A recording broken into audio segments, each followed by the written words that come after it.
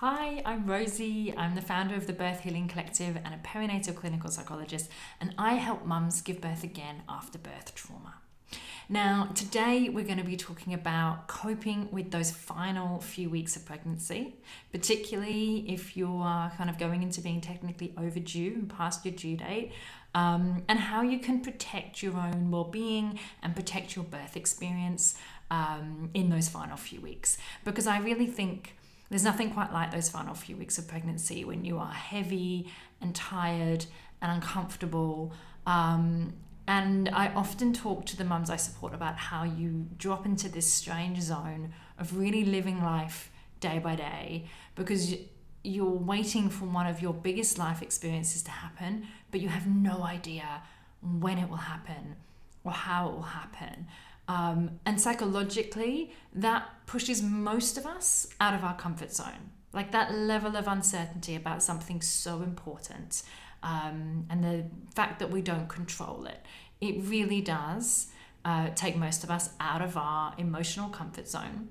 And I find that the further you go past your due date, things usually start to feel even harder. And some anxiety starts to come up.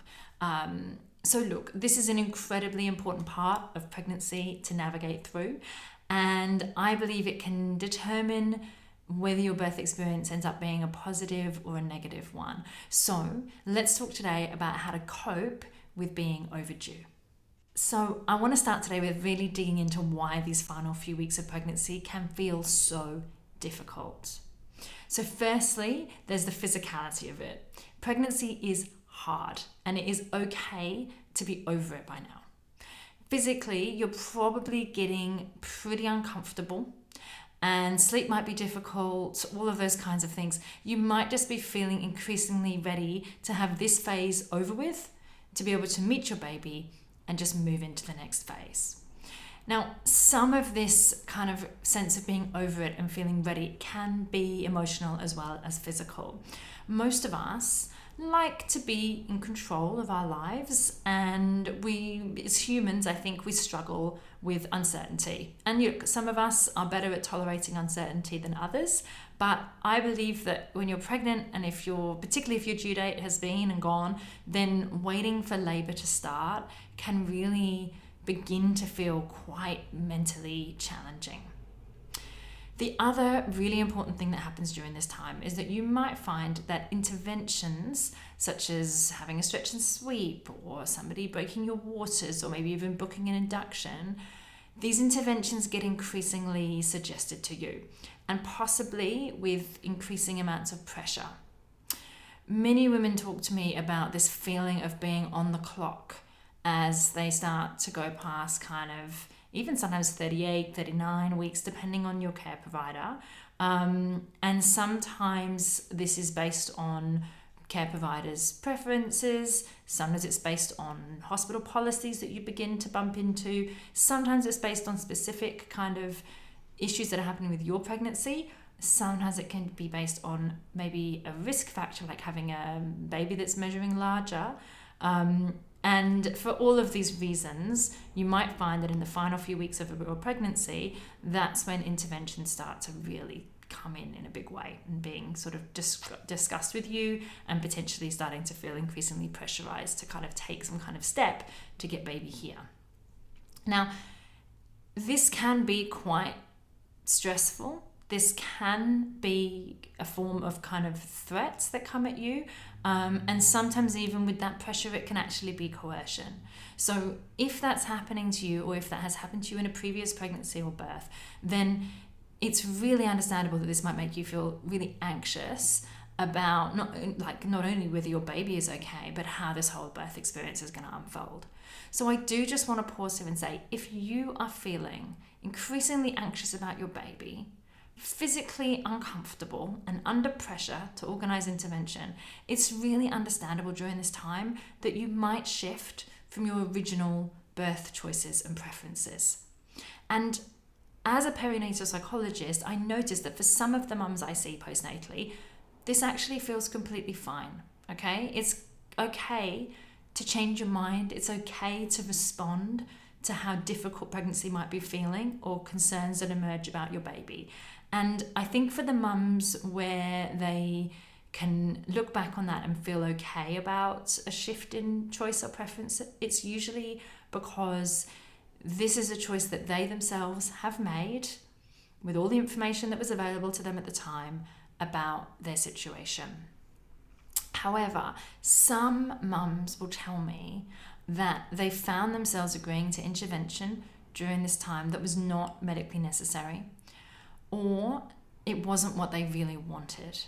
And sometimes the mums that I work with carry this as a really painful regret because of the impact that it ended up having on their birth experience. And whenever someone tells me this, I always take care to try to understand together what those final few weeks of pregnancy really felt like for her. Because when we sit down and actually think about this together, we can usually see why that decision did make the most sense at the time. You know, often it felt like the best step, both for her and almost always importantly for the baby, based on the information that was being presented at the time, which may or may not have fully covered the risks of that intervention or the alternatives. And sometimes taking a step towards birth might also have been necessary just to relieve some of the anxiety that was connected to that intense uncertainty that was around about the birth. You know, perhaps that mum was not supported to explore alternative options or made aware of her right to decline those interventions that she didn't actually want. Now, I firmly believe that there is no single one right way to give birth. An intervention has a really important role to play. But what we know is important from a psychological perspective, and when we think about birth trauma, we know what's important is how these decisions are made and how the woman feels at the center of it all as she moves through her birth. So research actually tells us that a positive birth experience has far more to do with a woman and family, parents feeling fully supported by their team and being provided with enough information to make informed decisions about her body, her birth, and her baby. So if we hold all this in mind, how might you be able to help yourself cope during this final stretch of pregnancy? And how can you maximize your chances of a positive birth experience based on how you navigate through this challenging time? Firstly, I think it's just important to remember that there is nothing quite as huge and unpredictable as birth, and to take some time to acknowledge just how emotionally challenging this can be. You know, not knowing when or how birth will happen is really psychologically difficult sometimes, and it can help just to acknowledge that out loud, to name that. It can help. Be gentle with yourself if this is affecting you, and just remember it is okay to find this phase difficult. Number 2, remember that all babies take different amounts of time to be ready, right? Human beings are hugely varied. Pregnancy is a hugely varied experience. So your baby might just need a little bit longer in there, okay? Due dates are like notoriously imprecise, and a lot of people find it more useful to think about the concepts of a due window or a due month, okay? Because the calculations are not great. It can help to remind yourself that your baby is growing, developing, and strengthening every day inside of you. And unless you have any other information that's coming towards you about how they are doing, then it can just be kind of calming and steadying to remind yourself of what they are needing from you in there. This can help with, the 3rd step, which I think is around holding your nerve. This final stretch of pregnancy is an exercise in patience and emotionally surrendering to what we don't control. And it is okay to find that hard, but sometimes I think it can help to reframe, like, that is my task here. My task emotionally during this time is to work on patience and work on surrendering to what I don't control. And if we find that really hard, we know that one of the things that can help us cope with the things that we don't control is actually just making sure we bring in a focus on the things that we do control as well.